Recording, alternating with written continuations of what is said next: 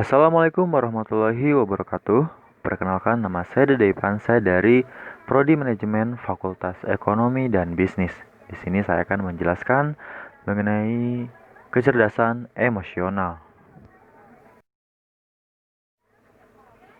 Kecerdasan emosional. Menurut John C. Mayer dari University of New Hampshire, menyampaikan bahwa kecerdasan emosional merupakan kemampuan untuk memikirkan dan menggunakan emosi untuk meningkatkan kemampuan berpikir. Kecerdasan emosional ini juga termasuk kemampuan untuk merasakan emosi dengan benar, untuk mengakses dan mengelola emosi, untuk membantu pikiran, untuk memahami emosi dan pengetahuan tentang emosi, dan untuk merefleksikan emosi sehingga bisa mengatur emosi dan pertumbuhan intelektual.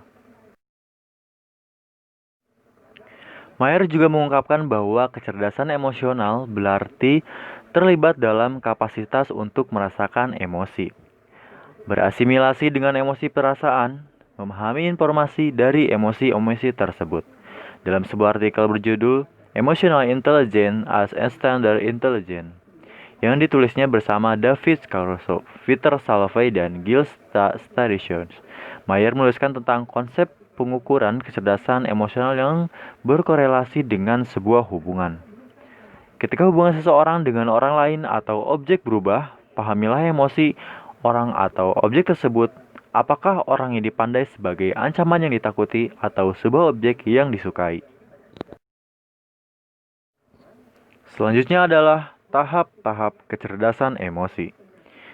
Tahap pertama ini adalah merasakan emosi, yakni kemampuan untuk mengidentifikasi emosi dalam wajah, kebahagiaan, kesedihan, kemarahan, dan ketakutan untuk dikenali.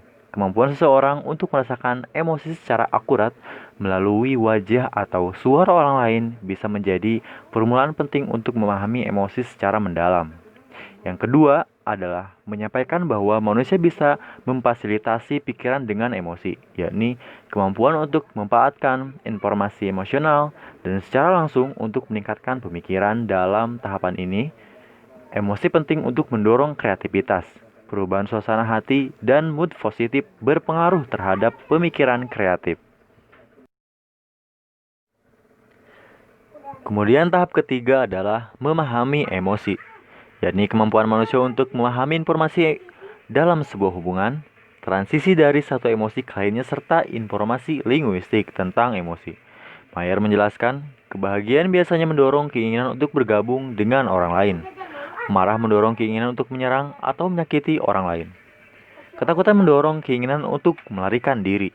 Yang terakhir, tahap mengolah emosi. Mayer mengatakan pula bahwa hal tersebut bisa dilakukan apabila seseorang memahami emosi. Ketika seseorang berada dalam zona kenyamanan emosional, menjadi mungkin untuk mengatur dalam mengelola emosi seseorang dengan orang lain, sehingga dapat mengembangkan diri sendiri dan orang lain untuk tujuan di lingkungan sosial. Selanjutnya ada memanfaatkan kecerdasan emosional. Yang pertama, perubahan emosi dapat memfasilitasi pembentukan beberapa rencana ke depan. Kedua, emosi positif dapat mengubah organisasi memori sehingga materi kognitif lebih terintegrasi dalam beragam ide dipandang lebih terkait, kata Salovey dan Mayer. Selain itu, mereka juga berpandangan bahwa emosi dapat membantu mereka keluar dari sebuah proses dan fokus pada kebutuhan yang lebih mendesak. Dan yang terakhir, emosi bisa digunakan untuk membantu kinerja pada tugas kecerdasan yang kompleks. Kemudian di bagian terakhir ada melatih kecerdasan emosional. Poin pertama, kemampuan mendengarkan aktif adalah bagian penting dari membantu menciptakan komunikasi dua arah yang sejati, dan itu jauh lebih dari sekedar memperhatikan.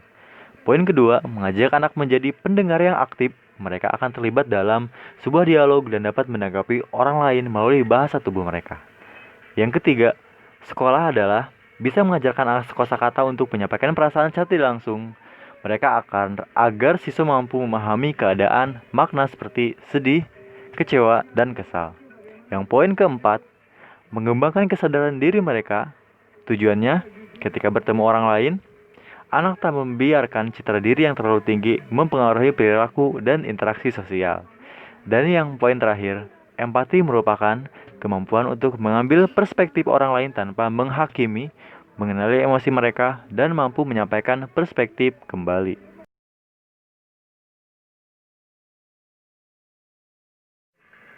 Demikian presentasi yang dapat saya sampaikan. Wassalamualaikum warahmatullahi wabarakatuh.